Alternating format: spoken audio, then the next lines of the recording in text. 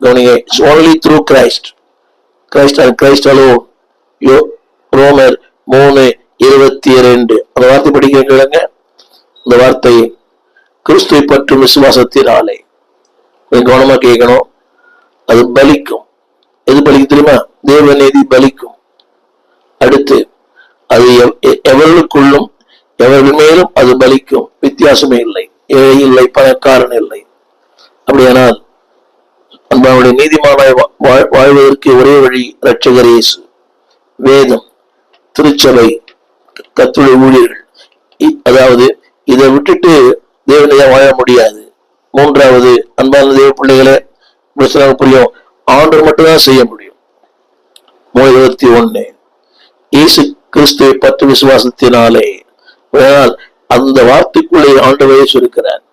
அந்த வசனத்தை படிக்கிறீர்கள். இன்னொரு 1 கொரிந்தியர் 1:30 அந்தப்படி நீங்கள் அவராலே கிறிஸ்து இயேசுவுக்கு உட்பட்டிருக்கிறீர்கள்.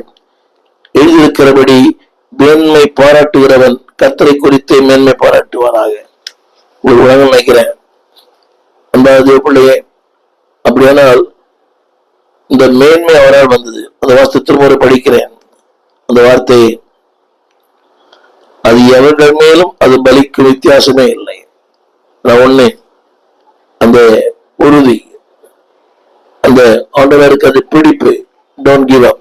அந்த வார்த்தை சொல்லுகிறேன். அந்த வார்த்தை எவர்கள் மேலும் அது பலிக்கும் வித்தியாசமே இல்லை.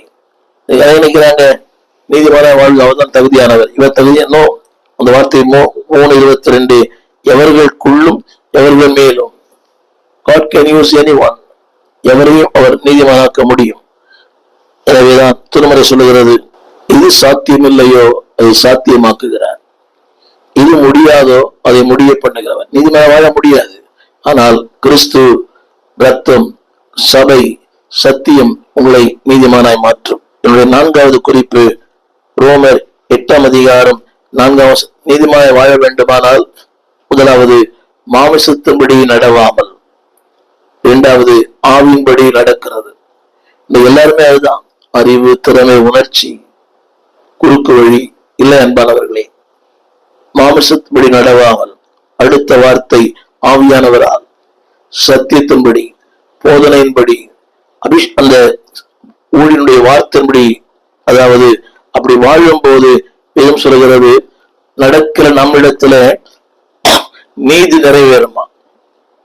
கவனிங்க அந்த வார்த்தையை. ரோமர் 8:4 மாம்சத்தின்படி நடவாமல் ஆவியானவரால்